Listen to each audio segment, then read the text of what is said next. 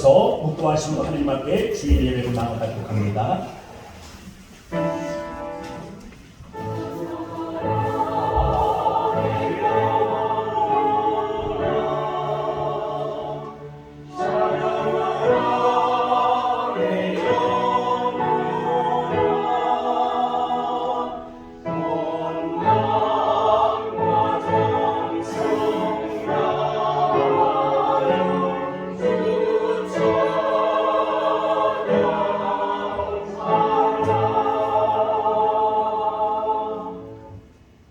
여호와여, 내가 주께 피하오니 내가 영원히 수치를 향하지 말게 하소서. 주의 의로 나를 건지시며 나를 풀어주시며 주의 길을 내게 기울이사 나를 구원하소서. 아멘. 천지의 주제가 되시는 여호와 하나님, 감사합니다. 오늘도 우리가 주님의 거룩한 존전에 나와 주님 앞에 섰습니다. 하나님께서 이 자리에 임재하여 주셔서 우리 예배를 통하여 하나님 홀로 영광 받아주시고 우리 하나님 상한 심령 위에 주의 위로가 임하는 은혜가 있도록 인도하여 주셔서 역사하시는 예수님의 이름으로 감사하며 기도합니다. 아멘. 찬송가 95장입니다.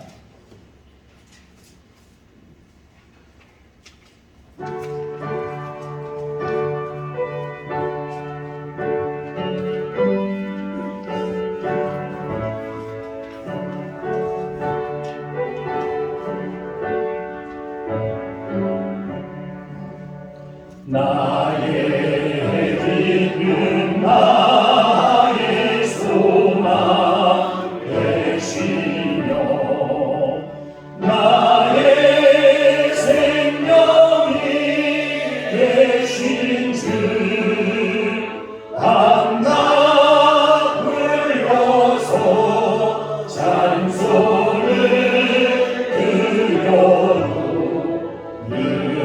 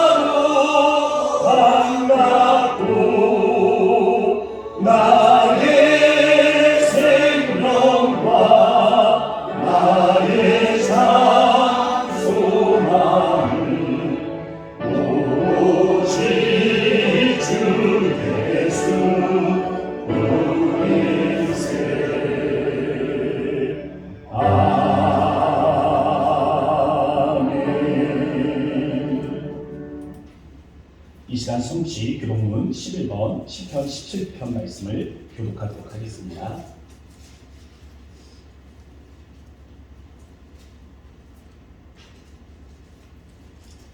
여호와여 의의 호소를 들으소서. 나의 울부짖음에 주의하소서.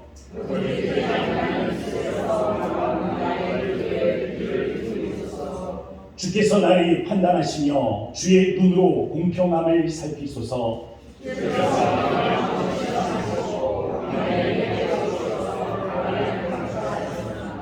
흠을 찾지 못하셨사오니 내가 결심하고 입으로 범죄하지 아니하리이다.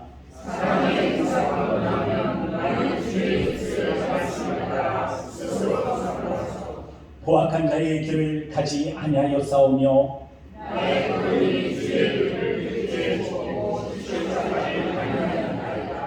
하나님이여 내게 응답하시겠으므로 내가 불렀사오니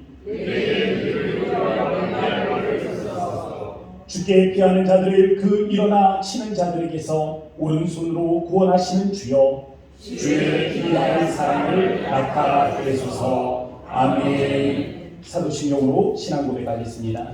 전능하사 천지를 만드신 하나님 아버지를 내가 믿사오며 그 외아들 우리 주 예수 그리스도를 믿사오니 이는 성령으로 잉태하사 동정녀 마리아에게 낳으시고 본디오 빌라도에게 고난을 받으사 십자가에 못 박혀 죽으시고 장사한 지 사흘 만에 죽은 자 가운데서 다시 살아나시며 하늘에 오르사 전능하신 하나님 우편에 앉아 계시다가 저희로서 산자와 죽은 자를 심판하러 오시리라.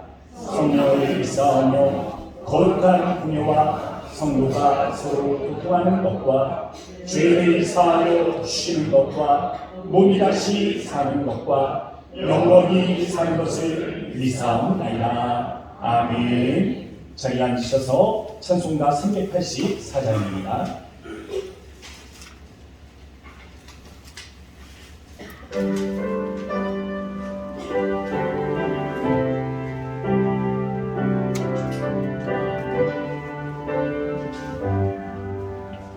나의 갈 길하라고 예수님 도와시니 내 주 안에 있는 그를 어찌를 심하리요.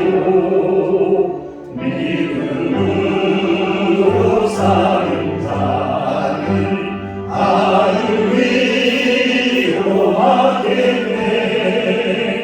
무슨 일을 만나든지 만사형통하리라. 무슨 일을 만나든지 만사형통하리라. 나의 갈 길 하나도 예수님 도와시니 어려움이 나한테도 좋다는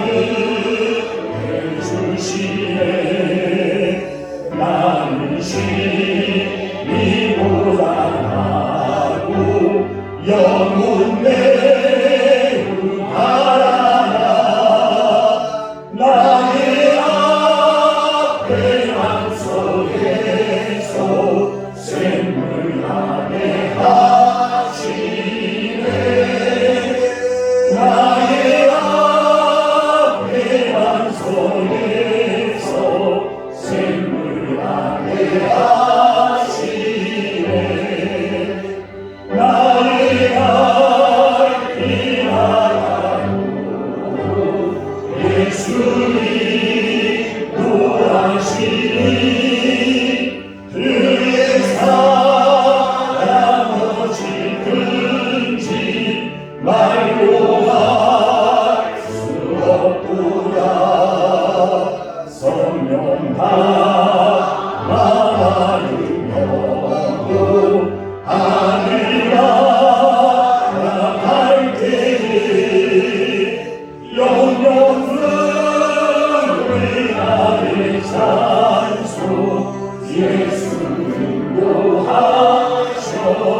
하셨네. 영영을 위하여 찬송 예수님도 하셨네.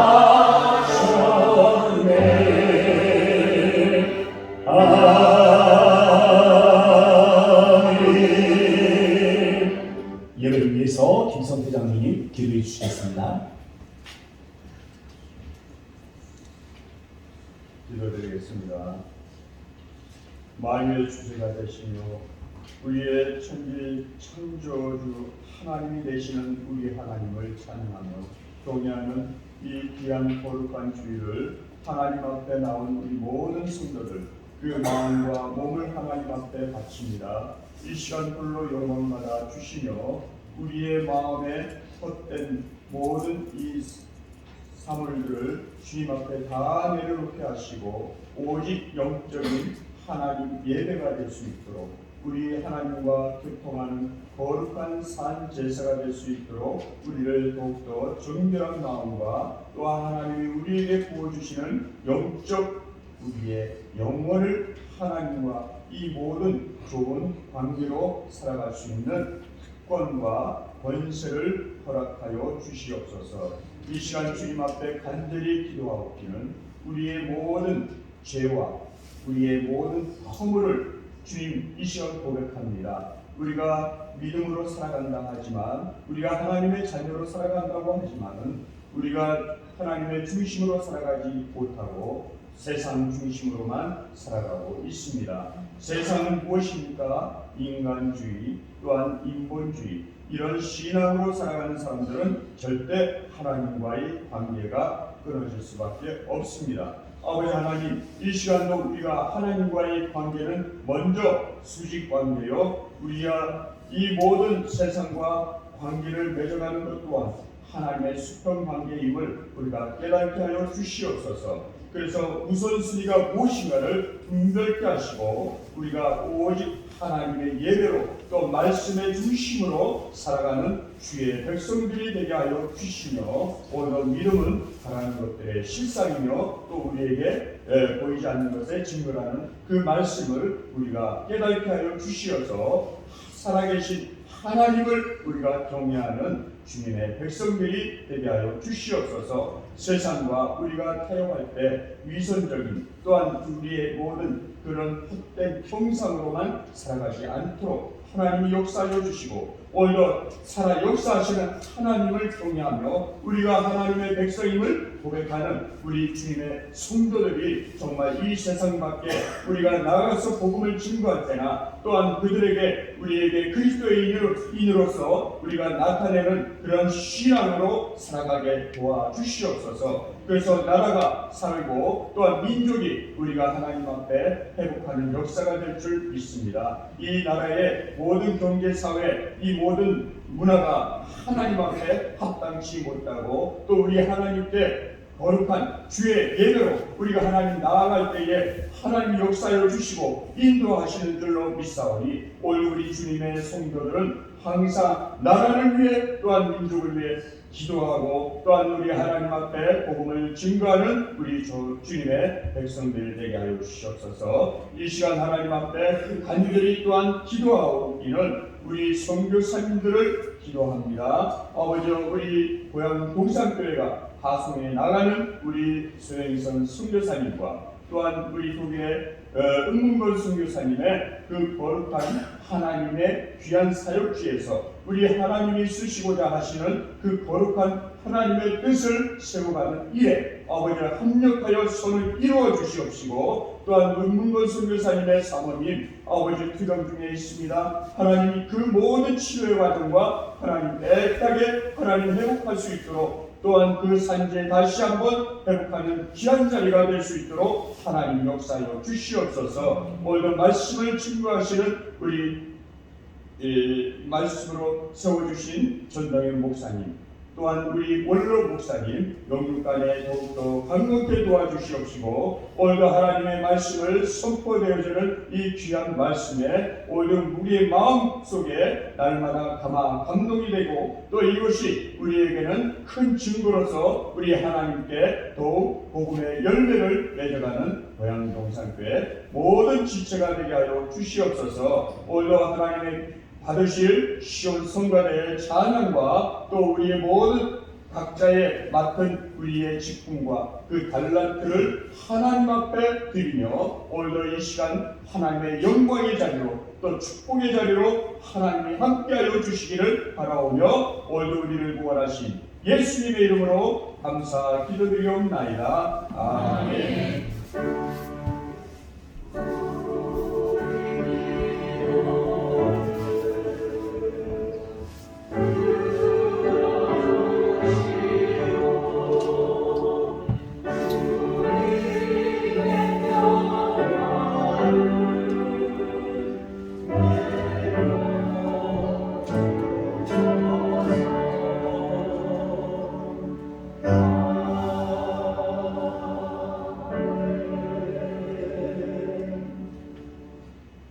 오늘 우리에게 주신 하나님의 말씀은 시편 3편 1절부터 8절의 말씀입니다. 제가 봉독해드리도록 하겠습니다. 여호와여, 나의 기적이 어찌 그리 많은지요. 일어나 나를 치는 자가 많으니이다. 많은 사람이 나를 대적하여 말하기를 그는 하나님께 구원을 받지 못한다 하나이다. 여호와여, 주는 나의 방패시오 나의 영광이시오 나의 머리를 드시는 자신이니이다.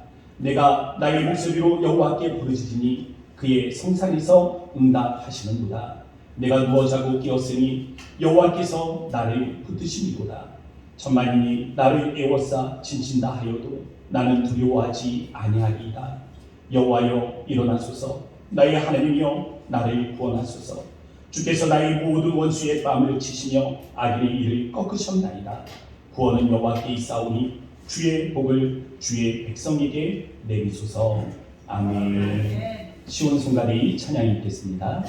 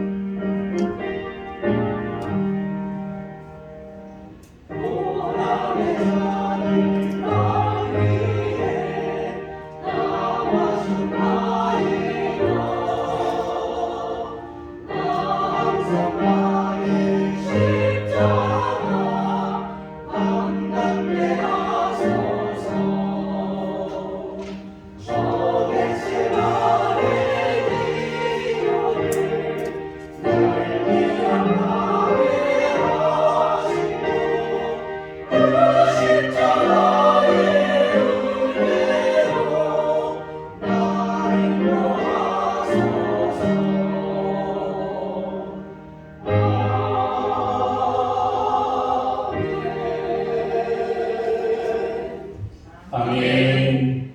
감사합니다. 우리 찬송가 220장 함께 부르시면서 우리 준비한 예물 하나님 앞에 올려드립니다.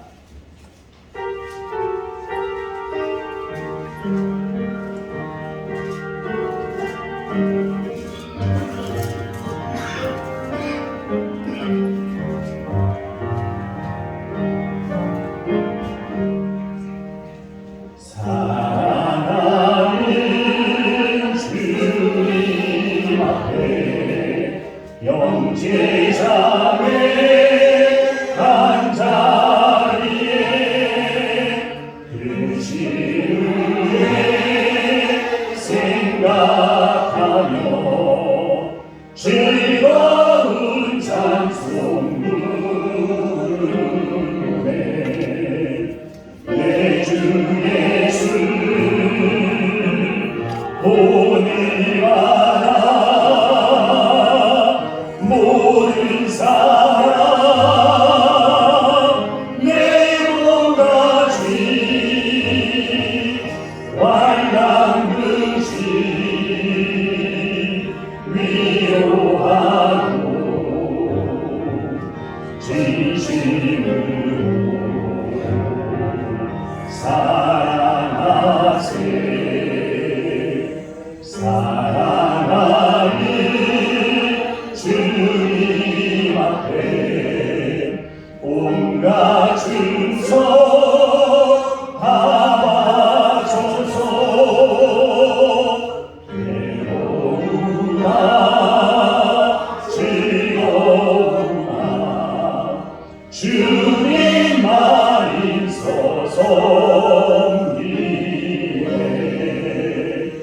우리 주님 거룩한 종 제자들의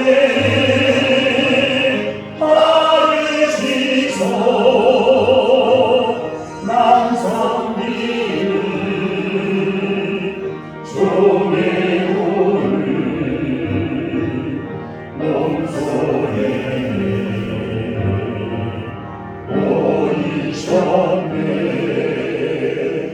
사랑하는 주님 예수 같은 주로 섬기나니 감기하라 한보이는 형제여 친구들이여 한몸같이 진리하고 마음으로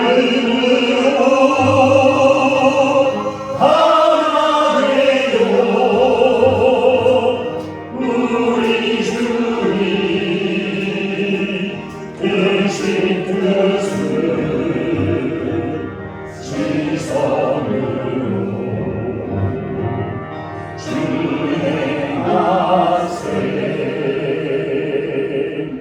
아멘. 교회 앞에 광고의 말씀을 드리도록 하겠습니다. 주보를 참조해 주시기 바랍니다. 지금 대신방이 진행 중에 있습니다. 은혜로운 대신방을 위해서 기도로 준비해 주시기를 부탁을 드리겠습니다. 3월 26일 오전 예배 다음 주입니다. 우리 오전 예배 후에 본당에서 공동의회가 있습니다. 우리 세례교인 이상 참석해 주시기를 부탁을 드리고요. 안건은 권사 선출에 관한 것입니다. 매주 금요일 오후 2시에 노방전도가 있습니다. 많은 참여 부탁드리겠습니다. 지난주에 한번 나가보니까는요, 길에 이제 봄이 되어서 사람들이 하나 둘씩 나와 있고, 또 제가 이 고향 동산교회 이제 목사 아닙니까? 가서 얼굴도 알리고 인사도 나누고 또 복음의 메시지도 전달을 하고, 그렇게 하면서 그 전도는요, 하루 아침에 한 번 만났다고 아우 좋습니다 가겠습니다 하고 오는 사람 없거든요. 가서 꾸준히 만나다 보면 처음에는 인사를 나누고 그 다음에는 복음의 메시지를 전달하고, 복음의 메시지를 전달하다 보면 아 정말 이곳에 진리가 있나 하는 마음이 들면 저도 한번 가보고 싶습니다 라는 말을 하게 되고, 그러면 교회에 데리고 오고, 그러면 전도가 이루어지고 교회에서 믿음이 자라면 구원의 백성이 되어주고, 뭐 이 과정들이 있는 것 아니겠습니까? 이 첫걸음에 우리 함께 하자고 광고 말씀드리는 겁니다. 언제요? 네, 금요일 2시입니다. 네, 기억해 주시기 바랍니다. 네, 우리 이번 주에 계속해서 공동체 성경 읽기 진행되고 있음을 기억해 주시고요. 학습 세례 일정들이 있습니다. 우리 대상자분들 신청해 주시기 바랍니다. 우리 학습은 우리 세례를 받기 위한 준비 과정입니다. 학습에 먼저 임하셔야지 그 다음에 세례를 6개월 있다 받을 수 있거든요. 이번 주까지 신청하셔서 다음 주에 있을 학습 세례 교육 그리고 그 다음 4월 2일에 있을 학습 세례식을 준비할 수 있도록 함께 동참해 주시기 바랍니다. 우리 드려진 예물을 위해서 드려진 예물 전에요. 우리 기도하기 전에 한 가지 더 광고 말씀이 있습니다.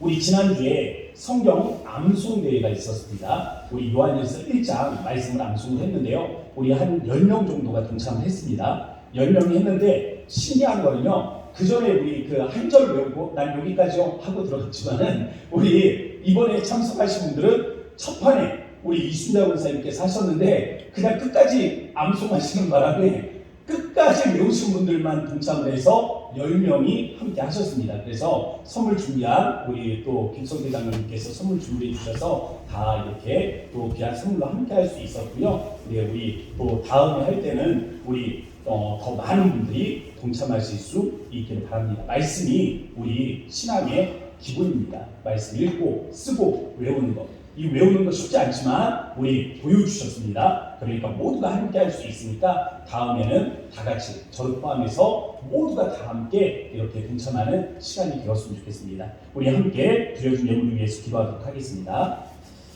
사랑의 하나님 고맙고 감사합니다. 우리 이렇게 주님께서 우리 주님의 거룩한 존전에 나와 예배하는 우리 모든 성도들을 주님께서 기뻐하시고 오늘 우리 예배 가운데 하나님께서 우리 이 자리에 좌정하시며 임재하여 주시기로 믿습니다. 이 일들을 통해서 하나님 영광 받아주실 줄 믿사오니 홀로 영광을 받으시고 무엇보다 우리의 상한 심령 위에 하나님의 성령이 위로하시는 은혜가 함께할 수 있도록 인도하여 주옵소서. 그래야 하나님 앞에 하나님 간절히 기도할 때 하나님의 거룩하신 은혜와 기쁨들이 이루어지게 하시고 주님이 하나님을 기뻐하시는 가운데 하나님 우리가 온전히 주님의 거룩한 존전에서 하나님을 만나는 은혜와 기쁨들을 가지고 돌아가며 세상 속에서 승리하는 은혜로운 백성들이 되게 하여 주시기로 믿습니다. 하나님 또한 주님의 거룩한 존전에 나올 때 하나님 드려준 예물을 기억하여 주셔서 우리의 감사의 예물이고 우리의 삶의 결실이며 하나님 우리가 주님께서 우리에게 허락하신 열매임을 믿음으로 고백하며 드리는 하나님 귀한 감사의 예물들입니다. 하나님께서 응양하시고 우리 성도들의 삶에 힘들고 어려운 이때에 하나님께서 은혜들이 더하여 주셔서 쓸 것들이 주어지게 하시고 하나님 주님의 은혜로 말미암아 풍성한 삶의 결실들이 함께할 수 있도록 그래서 우리의 마음 가운데 더 많은 것으로 더 좋은 것으로 하나님 우리 주님의 나라와 교회를 세우며 하나님 또한 우리 이웃과 함께하기를 원하는 우리의 거룩한 마음에 주의 은혜가 임할 수 있도록 인도하여 주옵소서. 오늘 이 예배 가운데 함께하시는 주님이 말씀을 전하는 자에게 또 말씀을 듣는 자들 위해 하나님의 성령의 감화감동으로 함께하시고 우리의 상한 마음을 위로하여 주시기로 믿사오며 사랑이 많으신 예수의 이름으로 감사하며 기도합니다. 아멘. 할렐루야.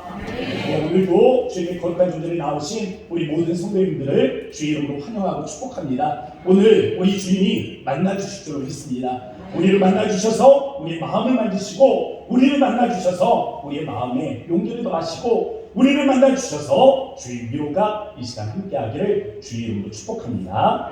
오늘 본문의 말씀은요 좀 특별한 제목을 가지고 있습니다. 성경 이 시편 3편 위에 보면 잘만 글씨로 아마 써져 있을 겁니다. 다윗이 그 아들 압살롬을 피할 때 지은 시라는 표제를 가지고 있는데요. 다윗이 압살롬의 반정을 피해서 도망하는 과정 가운데서 이 시편의 노래를 지어 부르게 된 것입니다.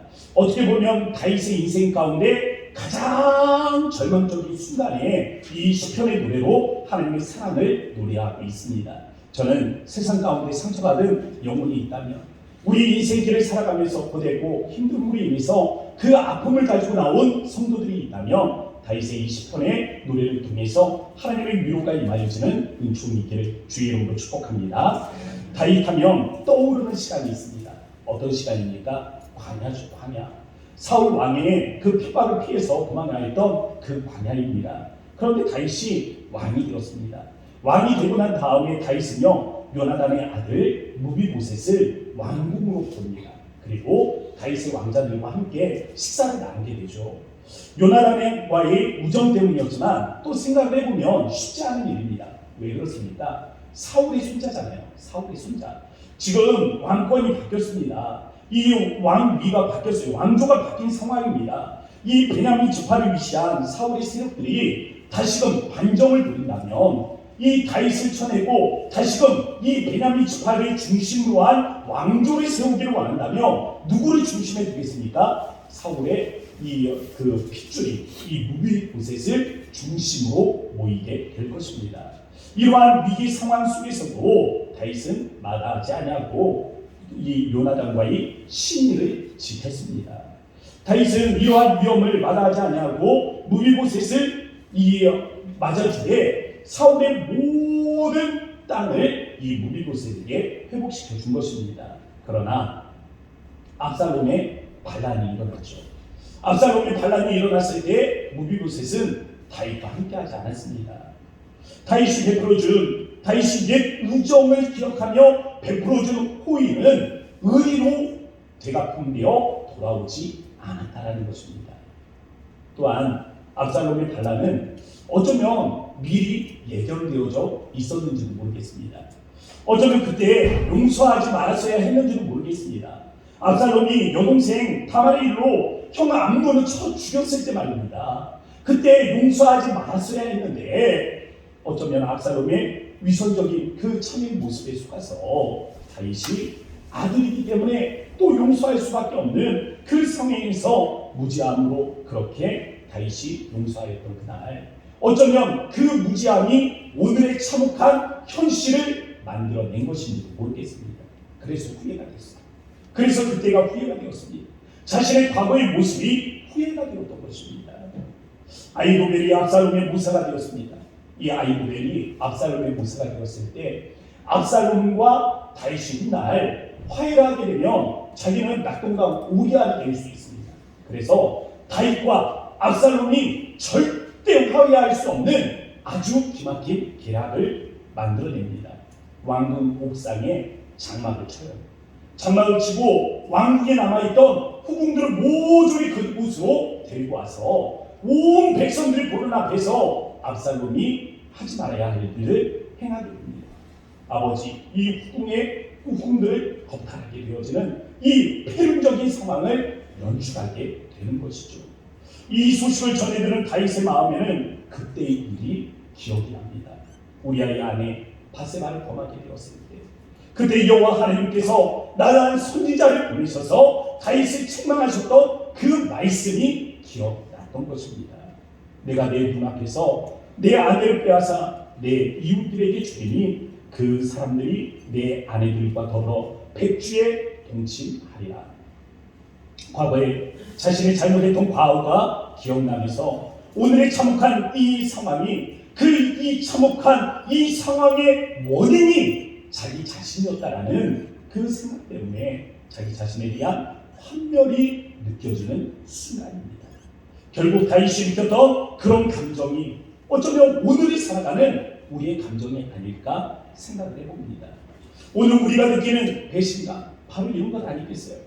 누군가에게 호의를 베풉니다. 그런데 그 호의가 쌓여지다 보면 어느 순간에는 권리가 되어서 너 지난번에는 그렇게 했는데 왜 오늘은 나한테 그렇게 해주지 않는 거냐며 그렇게 반문하는 이들이 있습니다. 참 황당한 순간이죠. 함정에 빠진 호랑이를 구해주고 나니까 호랑이가 이야기합니다. 이제는 배가 고파서 토끼 너를 좀 잡아먹어야 되겠다 라고 이야기하는 통화 이야기처럼 우리가 누군가에게 선의를 베풀고 우리가 누군가에게 호의를 베풀었는데 그것이 이제는 우리에게 피해로 다가오는 순간들이 있습니다. 더불어서 우리 부모가 그 사람에게 호의를 베풀어 주었는데 우리 부모가 베풀어준 호의는 알지도 못하고 나에게는 피해를 주는 그런 사람들의 모습들도 있습니다. 무엇보다 자신의 실수로 가족들이 고생하는 모습을 바라보면 내 실패 때문에 내 실수 때문에 고생하는 가족들 때문에 스스로의 자괴감에 빠지는 것, 다윗의 마음과 우리의 마음이 일치하는 것 같습니다. 배신감이라는 단어가 있습니다. 배신감이라는 단어는요, 상대방이 믿음과 의리를 저버린 것에 대한 불쾌한 감정을 이루는 말입니다. 배반할 배, 그리고 믿을 십자입니다. 신의를 저버린 행동에 대해서 이야기하는 거예요.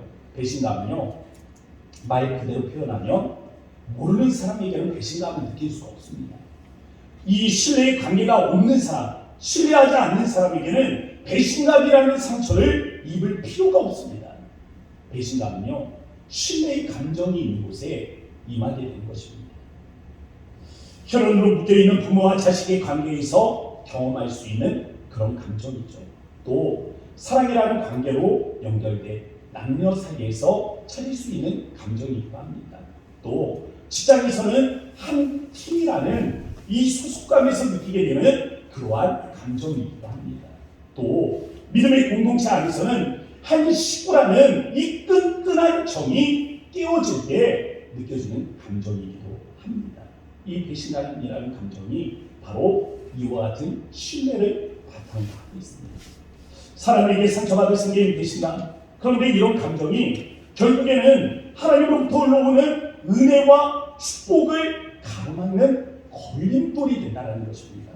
그렇게 제2의 영적 피해를 생산해내고 있죠.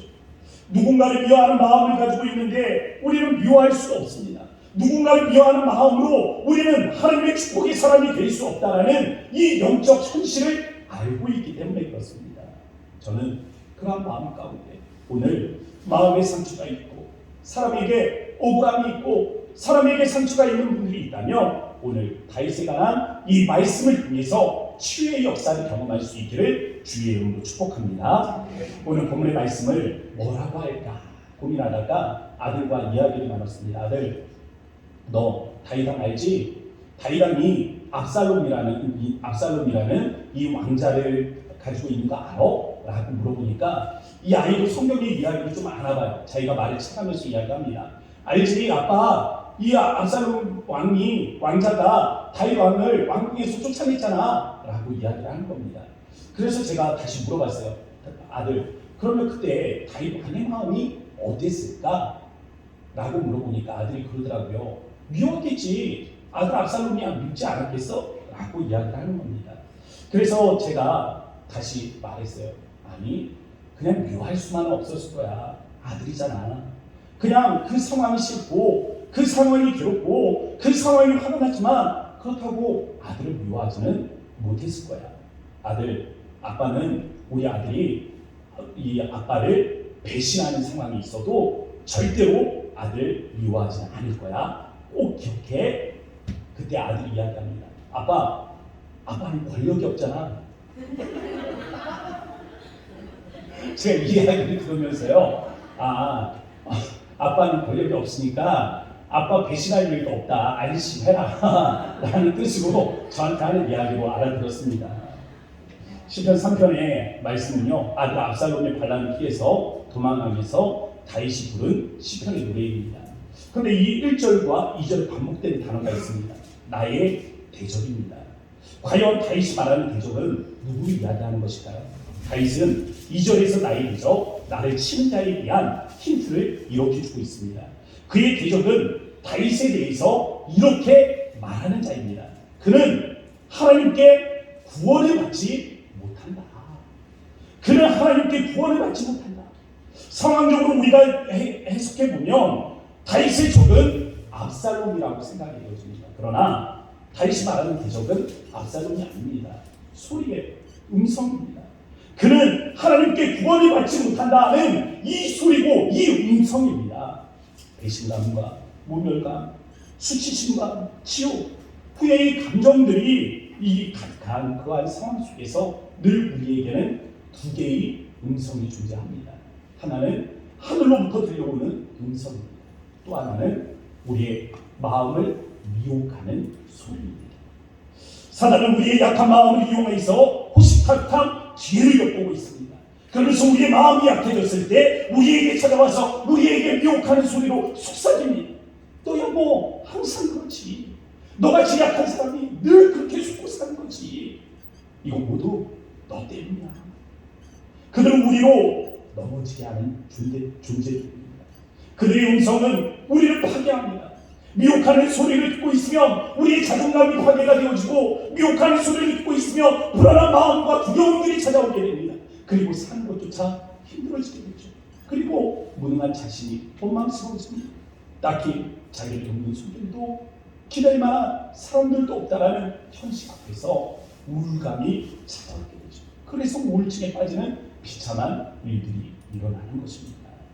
이럴 때 우리에게 필요한 것이 있다면 무엇이 있습니까? 하늘로부터 들려오는 음성이 필요합니다. 이 하늘로부터 들려오는 그 음성에 우리의 귀를 기울일 수 있어야 합니다. 주님이 뭐라고 말씀하시는지 우리가 귀를 열어 들을 수 있어야 하는 것입니다. 너는 똑똑하지 못하고 둔하고 경쟁에서 뒤처지고 실수하고 그래서 쓸모가 없다고 생각하고 그래서 살기 힘들다라고 말하지만, 그러나 난 내가 얼마나 좋은지, 나는 내가 얼마나 사랑스러운지 너를 위해 그래서 이렇게 십자가에서 대신 죽었단다. 내가 널 이렇게 사랑하는데 만족하지 못하겠니? 힘을 내려 용기를 내. 그렇습니다. 우리에게 힘이 필요합니다. 세상을 살기 위한 힘이 필요한 것입니다. 어떤 상황이 있어도 자족하며 감사할 수 있는 이 힘이 필요합니다. 세상을 살아가면 때로는 비틀거리고 우리가 휘청거릴 수 있지만 우리를 붙들어줄 수 있는 힘이 필요한 것입니다. 세상을 살 수 있게 하느님, 벌떡 일어나서 전진할 수 있게 하느님, 자존감을 세워주는 힘, 절대로 기죽지 않다는 이 힘이 필요합니다. 그 힘이 우리는 어디서 얻을 수 있을까요? 십자가 앞에 나아가 하늘로부터 들려오는 음성에 귀를 기울이는 겁니다. 너 때문이야 라는 이 책임, 너 때문이야 라는 이 책임에서 벗어나서 너를 위한 희생이고 너를 위한 사랑이며 너를 위한 십자가이고 너를 위한 죽음이다 라는 하늘의 음성을 들어야 합니다. 십자가 앞에서 주님이 주시는 이런 음성을 듣는다면 세상을 살아갈 수 있는 힘이 생기지 않겠습니까? 내가 이렇게 소중한 존재구나. 하나님이 나를 참 소중하게 생각하셨구나. 나는 시시한 인생이 아니다. 십자가를 묵상하면 우리의 자아가 회복되어지는 이유가 바로 여기에 있는 것입니다. 사람을 믿으면, 이 사람을 믿으면 늘 배신감을 경험할 수밖에 없습니다. 왜 그렇습니까? 사람은 믿음의 대상이 아니기 때문에 그렇습니다. 사람은 불완전한 존재예요. 이 불완전한 존재를 우리가 믿고 신뢰하니까 배신감이 찾아오는 것입니다. 부간에도 부자간에도 직장에 훌륭한 상사가 있다 해도 결국 사람을 믿게 되면 거기에서 실망할 수밖에 없습니다. 그 후에는 곧 우리의 마음에 배신감을 남기게 되겠죠. 편치 않는 하나님을 바라보십시오. 한결같이 주님의 십자가를 보십시오. 비록 넘어져도 괜찮습니다. 비록 실수해도 괜찮아요. 비록 나 때문이라고 생각해도 괜찮습니다. 십자가에서 우리 주님은 모든 것이 괜찮다 말씀하시는 분이십니다. 세상에는 이 두 개의 음성이 중요합니다. 우리를 미혹해서 넘어뜨리려는 이 사단의 목소리와 또 우리로 하여금 다시금 그 마음을 일으켜 세워서 세상을 전진하게 하려는 하늘의 음성이 있습니다. 여기서 질문입니다. 그럼 어떻게 우리는 하늘로부터 들려오는 그 음성에 집중할 수 있어요? 소리는 다만 크다고 들리는 게 아닙니다. 지금 제가 이 설교 강단에서 크게 소리를 내서 설교하고 있습니다.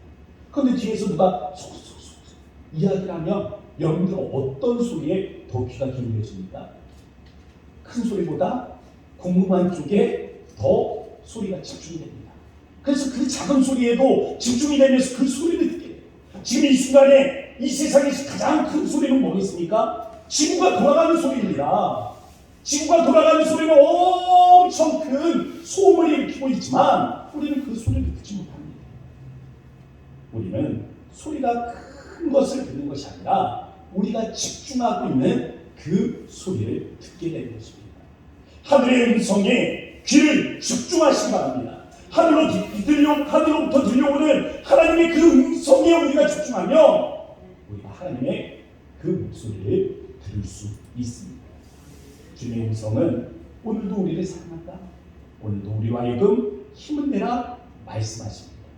이 하늘의 음성을 들으실 수 있기를 바랍니다. 배신감 이후에 우리의 마음에 찾아오는 또 다른 감정이 있습니다. 억울함이죠.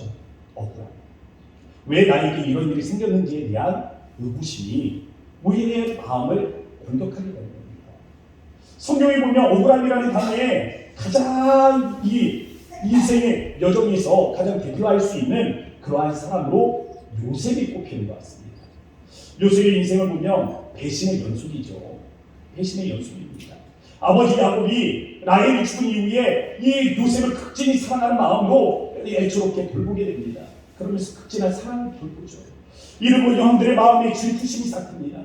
질투심으로 인해서 요셉이 미워지죠. 결국엔 요셉을 이스마엘 상인에게 팔아넘깁니다. 애국으로 팔아버리는 거예요.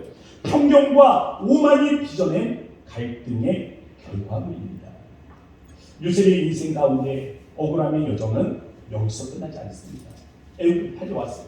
뭔가 좀 되는 듯 했습니다. 보디발의 집에 팔려왔는데 그곳에서 집사의 직분을 맡고 집안의 모든 일들을 관장하게 됩니다. 그런데 보디발의 아내가 욕을 하는 거예요. 하나님이 보시는데 어떻게 범죄할 수 있겠습니까? 하나님 앞에 범죄할 수 없나이다라는 이 신앙의 고백으로 거절하고 또 거절하고 또 거절합니다. 자존심 상한 보디발의 아내가 요셉이 나를 겁탈하려 했다 음모를 펼치게 됐죠. 결국 요셉은 희생의 제물이 되어 감옥에 갇히게 되었습니다. 감옥에서 특별한 두 사람을 만납니다. 술 맡은 관원장과 떡 맡은 관원장입니다. 꿈에 대한 이야기를 듣고 해석을 해주는데 이 떡 굽는 관원장은 며칠 뒤에 죽을 것에 대해서 알려줬습니다. 반대로 술 맡은 관원장에겐 이제 산들이 있으면 복권이 된다라는 사실을 알려줬죠. 그때 요셉이 술 맡은 관원장에게 간절하게 부탁을 합니다. 제가 현대인의 성경으로 읽어드리겠습니다. 당신의 모든 일이 잘 되거든 나를 기억하셔서 나에게 은혜를 베풀어 내 사정을 왕에게 말씀드리고 나를 이 감옥에서 나가도록 해 주십시오. 그러나 갑자기 찾아온 망각으로 인해서 이 큰 은혜를 입고도 술 맡은 관원장이 그냥 싹 다 잊어버리게 됩니다. 요셉을 기억하지 못합니다. 요셉을 전혀 기억하지 못합니다. 요셉은 또 한 번 억울함의 감정들을 느껴야 했던 것이죠. 수많은 거절과 배신, 희생으로 얼룩진 인생을 살아가던 요셉이 마침내 애굽의 총리가 되었습니다. 그러던 어느 날입니다. 형제들이 애굽에 양식을 사기 위해서 왔어요. 양식을 구입하기 위해 온 형제들에게 자신의 정체를 말하지 않고 양식을 줘서 돌려보냅니다. 그 과정에서 시므온을 결박을 하죠. 시므온을 결박하면서 시므온을 찾기 위해서는 가서 너희의 막내 동생 베냐민을 데려와라. 그럼 내가 너희의 말을 듣고 또다시 양식을 줘서 돌려보내겠다 라고 이야기를 합니다. 고향으로 돌아간 형제들이 잘 안 보고 깜짝 놀라죠. 그 안에서 돈 뭉치가 발견이 된 겁니다. 요셉의 형제들은요 아버지 야곱을 한심히 설득을 해서 그렇게 베냐민을 데리고 다시금 이 애굽 땅으로 돌아왔습니다. 요셉은 돌아온 형제들에게 여전히 자신의 정체를 밝히지 않고 잔치를 벌입니다. 그날 잔치에서 요셉은 이 형제들에게 음식을 나눠줘요. 음식을 나눠주는데 특별히 베냐민에게는 5배의 음식을 줬다고 했습니다. 요셉이 형들에게 질투를 받은 이유가 무엇입니까? 요셉이 형들에게 질투를 받아서 애굽을 팔려온 이유가 무엇입니까? 바로 이 편견입니다. 그런데 그 배신의 근원이었던 편견을 지금 누가 또다시 행하고 있는 겁니까? 요셉이 베냐민에게 그와 같은 모습을 행하고 있는 것입니다. 그런데 이때 형제들의 반응을 보십시오. 성경은 그들 모두가 즐거워하였다라고 말씀하고 있습니다. 믿음의 공동체 안에서 형제란 무엇입니까? 즐거워하는 자들과 함께 즐거워하고 우는 자들과 함께 울어주고. 어쩌면 요셉이 그 형들에 대해서 첫 번째 시험은 즐거워하는 자들과 함께 즐거워할 수 있다라는 이 내용이었다면 이제 두 번째 시험은 우는 자들과 함께 울어주는 부분에 나오는 것입니다. 지난밤에 잔치를 뒤로하고 이른 새벽이었습니다. 요셉의 신하들이 요셉의 형제들 와서 막 깨워요. 이 새벽 아침 깨우면서 빨리 가라 제초합니다. 지난번에 술도 마시고 했으니 요셉의 형제들이 그 잔치에서 얼마나 이 몸이 노곤하겠습니까? 정신을 깨지 않은데 뭐 가라고 막 깨우니까 벌떡 일어나서 바로 이제 고향으로 돌아가게 됩니다. 그때 이 요셉의 신하들이 베냐민의 자루에 은잔을 몰래 숨겨놔요. 그리고 베냐민을 도둑으로 몰아가기 시작합니다. 이때 유다의 반응이 아주 특별해요. 창세기 44장 16절 말씀 앞에 있는 화면을 보고 우리 함께 읽어보도록 하겠습니다. 다 같이 시작. 유다가 말하기에 우리가 내 주께 무슨 말을 하오리까? 무슨 설명을 하오리까? 우리가 어떻게 우리의 정직함을 나타내리까? 하나님이 종들의 죄악을 찾아내셨으니 우리와 이 잔이 발견된 자가 다 내 주의 은혜가 되겠나이다. 아멘. 형제 중에 누구도 그것을 훔치지 않았다는 것을 유다는 알고 있습니다. 왜요? 자신의 이 자리에서도 돈뭉치가 나왔습니다. 나는 훔치지 않았는데 돈뭉치가 나왔어요. 다른 형제들도 똑같이 생각합니다. 내 자리에서도 돈뭉치가 나왔지만 나는 그런 일이 없다. 나는 이 돈을 훔친 일이 없다. 베냐민의 자리에서도 은잔이 나왔습니다. 그 베냐민이 훔치지 않았다는 것을 모두가 다 알고 있는 상황입니다. 그런데 그때 유다가 말합니다. 하나님이 종들의 죄악을 찾아내셨어요. 그는 억울하다 생각할 수 있었습니다. 처음에 왜 왔다 돌아갔을 때도 여전히 그들의 자리에 돈뭉치가 있었죠. 이제 베냐민과 함께 돌아가게 된 그때에도 돈뭉치가 있습니다. 이건 우리의 일이 아니라는 것을 알고 있습니다. 그럼에도 불구하고 그들은 이 일에 대해서 항변하지 않습니다. 유다는 오직 이 일과 관련해서 자신의 결백을 주장할 수 있었지만 그 순간 유다는 자신의 억울함이 아닌 지난날의 죄악을 찾아냅니다. 하나님 앞에 회개하지 못한 지난날의 그 죄악을 떠올리며 이야기하는 것입니다. 이 사건은 우리의 억울함이 아니라 이 사건은 하나님께서 우리의 삶에서 우리의 죄악을 들춰내신 것이다. 과거 유다는 은 20개를 받고 요셉을 이스마엘 산맥에 팔아넘겼던 그 죄악을 기억하고 있었던 것입니다. 압살롬의 반란이 일어나고 피난길을 떠나던 다윗에게도 아주 비슷한 사건이 일어나게 됩니다. 베냐민 지파죠. 이 베냐민 지파의 노인이었습니다. 시므이라는 자가 행렬을 쫓아오면서 이 다윗에게 온갖 저주와 욕설을 퍼붓습니다. 다윗의 신하들이 이야기합니다. 왕이시여, 우리가 가서 저희를 그냥 당장이라도 죽여버리겠습니다. 그런데 그때 오히려 다윗이 말립니다. 그때 다윗이 한 말입니다. 우리 현대인의 성경으로 사무엘하 16장 10절 말씀을 함께 읽어보도록 하겠습니다. 함께 읽습니다. 시작. 그러나 왕은 그에게 이렇게 대답하였다. 이건 내가 상관한 일이 아니라 여호와께서 나를 저주하라고 말씀하셨기 때문에 그가 나를 저주하고 있다면 누가 그에게 내가 어째서 이렇게 하느냐고 말할 수 있겠는가. 다윗의 생각에도 현실 상황은 분명히 억울하고 원통하고 분하게 생각되었을 것입니다. 그러나 그는 자신의 지난날의 죄악을 기억합니다. 바세바를 범하고 우리아의 생명을 빼앗았던 그 지난밤의 사건들, 그 범죄들을 기억하고 있었던 것입니다. 억울함이 정당함으로 바뀌고 오히려 저주스러운 환경이 정의로우신 하나님 앞에 당연한 결과다라고 그렇게 받아들여지는 순간인 것입니다. 다윗은 하나님이 살아계심을 믿었습니다. 그는 살아계신 하나님이 모든 것을 알고 계시다라고 생각했습니다.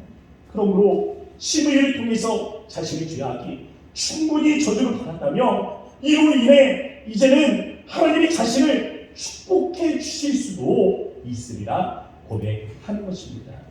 사무엘하 16장 12절 말씀 우리 함께 읽어보도록 하겠습니다. 시작. 어쩌면 여호와께서 내가 당하는 어려움을 보시고 오늘의 이 저주로 인하여 나를 축복해 주실지도 모른다. 다윗은 이러한 마음으로 시편 3편에서 마지막 절에 주의 복을 구하고 있는 것입니다. 주의 복을 주의 백성에게 내리소서. 누구도 우리에게 배신감을 느끼는 그 상황을 접하게 되면 아마도 처음에는 억울하다, 나 억울하다 생각할 겁니다. 근데 조금 있으면 아마도 우리의 죄악이 기억날걸요. 지난날에 하나님 앞에 범죄하였던 그 죄악을 기억하게 될 것입니다. 아, 하나님께서 잊지 아니하셨구나. 아, 하나님은 보고 계셨구나. 아, 하나님은 알고 계셨구나. 그러면서 그 억울한 감정이 이내 하나님 앞에 정당화되어지는 것을 경험하게 됩니다. 그러나 이 순간 우리를 위해서 십자가의 저주를 감당하신 주님을 생각할 수 있다면 우리도 다윗과 같이 이 저주로 인해 나를 축복해 주실지도 모른다라는 이 고백으로 나아갈 수 있을 겁니다. 갈라디아서 3장 13절 말씀에 보면 이러한 말씀이 있습니다. 그리스도께서 우리를 위하여 저주를 받으신 바 되사 율법의 저주에서 우리를 속량하셨으니 기록된 바 나무에 달린 자마다 저주 아래에 있는 자라 하였습니다. 우리가 받아야 할 비난, 우리가 받아야 할 저주, 우리가 받아야 할 온갖 모욕을 주님이 받으셨으니 벌을 받아 마땅한 상황에서도 우리가 복을 구할 수 있는 것입니다. 주님이 저주를 받으셨습니다. 주님이 온갖 모욕을 당하셨습니다. 주님이 모든 비난을 감당하셨으니 주의 백성에게 복을 내리소서. 이처럼 억울한 감정은 자신의 문제를 한편함으로 해결되는 것이 아닙니다. 오히려 하나님 앞에 우리의 숨겨진 죄악이 드러나는 순간입니다. 그래서 참 회개가 이루어지는 순간입니다. 저주를 받아 마땅한 인생이 우리를 위하여 저주를 받으신 십자가에서 대속하신 은혜를 바라보며 치유되고 또 회복되어지는 감정이 바로 억울함입니다. 사람을 인해서 억울하고 답답하고 찢겨진 마음이 있다면 십자가의 속량을 경험하실 수 있기를 바랍니다. 유정옥 사모님에 관한 이야기로 말씀을 마무리하려고 합니다. 서울역에서 노숙자 사역을 하는 유정옥 사모님이 계셨습니다. 이 유정옥 사모님은 밥차 사역을 통해서 서울역에서 이 노숙하시는 분들에게 밥을 한 끼 식사를 대접하시는 분이십니다. 그런데 이분이 어느 날 편지를 받았어요. 5장이나 되는 내용입니다. 이 5장이나 되는 이 내용을 읽어보니까 처음부터 끝까지 사모님을 난도질하듯이 비난의 글들이 가득 차 있었습니다. 내용은 한마디로 너는 노숙인들을 풍자하여 내 배를 불리는 도둑년이야 라는 욕설이었습니다. 얼굴에 상이 되고 몸을 가는데 침을 끌면서 그 자리에 앉아서 반론의 글들을 써내려가기 시작합니다. 5장의 편지에 하나하나 상세하게 15장을 반반문을 썼습니다. 그리고 일반 편지 봉투에 들어가지도 않으니까 서류 봉투에다가 넣어서 단순히 우체국으로 달려갔습니다. 봉투를 풀로 붙이고 또 우표를 붙이고 이제 이 우편물을 보내려고 할 그 순간에 주님이 이 유정옥 사모님의 마음문을 두드리시더라는 겁니다. 나라 그렇게 할 말이 많구나. 두툼한 봉투를 내려다보고 있는데 계속해서 사모님의 마음 가운데 주님이 말씀하시더라고요. 나는 얼마나 할 말이 많은데, 나는 얼마나 억울했겠느냐. 그러나 나는 곤욕을 당하면서도 괴로울 때도 입을 열지 않았다. 마치 도수장으로 끌려가는 어린 양과 같이 털 깎는 자 앞에서 잠잠한 어린 양과 같이 나는 입을 열지 않았다. 순간 사모님 그 자리에 서서 그냥 모혈하며 펑펑 우셨다. 그리고 그때 썼던 이 편지를 그 자리에서 촥촥 찢어서 그냥 쓰레기통에 쳐버리셨다. 이후로 보름이 지났습니다. 보름이 지난 어느 날 사모님께 전화가 왔어요. 그 사람이 편지를 보냈던 그 사람. 사모님, 제가 지금 죽을 죄를 지었어요. 제가 사모님께 죽을 죄를 지었습니다. 그리고 지금은 그분이 가장 곁에서 가장 큰 동역자가 되어 이 바꿔주는 사역들을 감당하고 있다라는 간증을 보았습니다. 오늘 우리 중에도 사랑하는 사람으로부터 배신의 아픔을 겪고 있는 그런 분들이 계실지도 모르겠습니다. 그래서 마음의 고통을 가지고 있는 사람입니다. 사람의 말 한마디 때문에, 사람의 어떤 행동들 때문에, 그리고 그들의 반응 때문에 마음의 깊은 상처를 가지고 있는 성도들이 있을지도 모르겠습니다. 이 문제는 오늘 해결해야 합니다. 이런 감정을 가지고서는 우리가 그냥 있어서는 안 됩니다. 특히 미움과 원망, 배신과 억울함, 증오의 마음을 가지고서는 하나님의 그 축복을 받을 수가 없습니다. 하나님의 축복에 있어 걸림돌이 될 것입니다. 우리는 누군가를 미워도 미워할 수 없는 그런 존재들입니다. 믿음의 공동체 안에서 형제가 형제를 미워하는데 그 안에 하나님의 역사가 나타날 수 있겠습니까? 가족 안에서 부모가 자식의 부모를 서로 미워하고 있는데, 충동하고 있는데 그 안에 하나님의 역사가 일어날 수 있겠습니까? 부부가 서로가 서로를 이해하지 못하고 반복하고 있는데, 그냥 등을 돌리고 살고 있는데 어떻게 그곳에 하나님의 은혜가 임할 수 있겠습니까?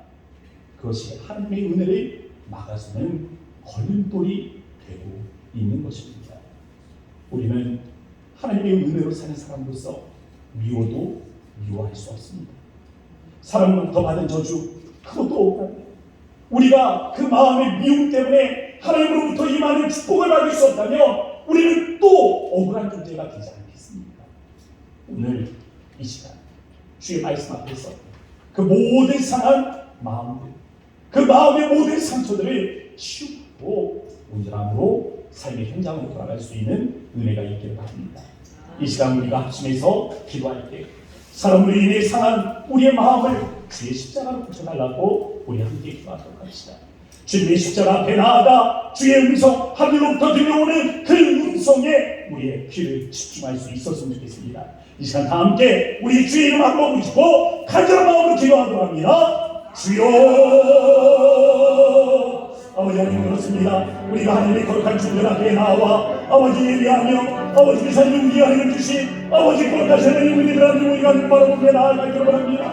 아버지 사람으로 인하여 하나님 상처받고 아버지 사람으로 인하여 하나님 또 우리의 하나님 마음들 아버지 하나님 위로하여 주시기를 바랍니다. 아버지 주의 은혜가 임하게 되어질 때 아버지 우리 하나님 모든 것이다 아버지 우리 모든 억울함 아버지 주 앞에서 위로가 되게 하시고 아버지 시선되게 하시고 주님의 하나님 사랑을 경험하게 하시고 주님의 은혜들이 경험하게 하시고 주님의 하나님 놀라우신 하나님의 은혜들을 우리가 하나님이 경험하며 아버지 하나님 나아가는 우리가 이끌어가는 인도하여 주옵소서. 그리 하나님 우리 하나님의 성장한 마음들이 아버지 회복되게 하시고 주님이 하나님 놀라우신 마음이 우리를 위로하게 하시며 주님이 하나님 하신 하나님의 은혜가 아버지 우리와 하여금 모든 상처를 믿고 일어서게 하시며 모든 미움과 아버지 모든 시기들이 치유되어지는 우리 이 시간 될 수 있도록 하나님이 함께하여 주시기 바랍니다. 이 시간 우리의 마음에 역사하신 하나님 감사합니다.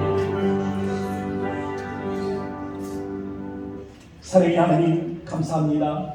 오늘 우리에게 주신 말씀을 기억할 때 우리가 사람을 인하여 상처받은 마음들이 주의 은혜로 치유되어지기를 원합니다. 하나님 우리 이웃에게 상처받은 마음이 있습니까? 어루만져 주옵소서. 우리 가족에게 상처받은 마음이 있습니까? 만져 주옵소서. 우리 부모로부터 받은 그 어렸을 적의 상처가 아직도 우리의 장애가 되는 인생들이 있습니까? 하나님 이 시간 주의 은혜가 임하여 주시기를 원하오니 하나님의 성령이 어루만지실 때 우리의 모든 상한 감정이 주님의 은혜로 깨끗게 되어지는 은혜가 있게 하여 주소서. 억울하다 생각되던 그 마음 하나님께서 우리의 숨겨진 죄악을 깨닫게 하셨사오니 하나님 우리가 회개하는 심령으로 주님 앞에 돌았습니다. 오직 주의 십자가를 바라볼 때 오직 주님의 십자가를 바라볼 때 하나님 그 십자가의 저주를 통하여 하나님 우리의 모든 이 모욕과 비난을 주님께서 감수하셨사오니 이제는 우리가 주님 앞에 복을 구할 때 주의 복을 주의 백성에게 내리소서라는 이 다윗의 고백이 우리와 함께할 수 있도록 은혜를 더하여 주옵소서.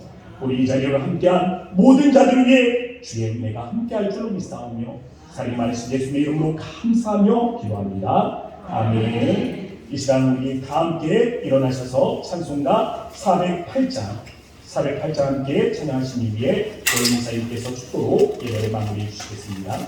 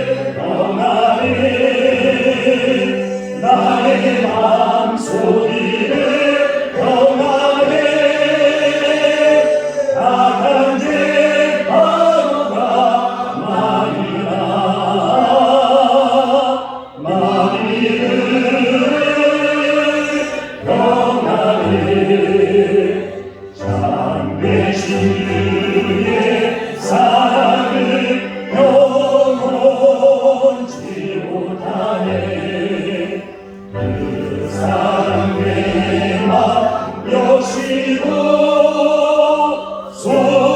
소망을 주셨네 나의 맘소리를 영하네 나의 맘소리를 영하네 약한 죄 바보가 마리를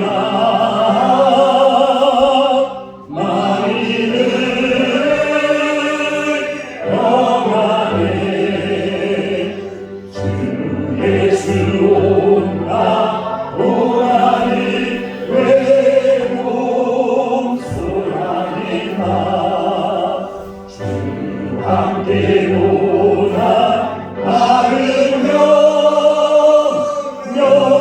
여유가 없겠네 나의 맘소리를 영하네 나의 맘소리를 영하네 악한 죄 바로가 마리를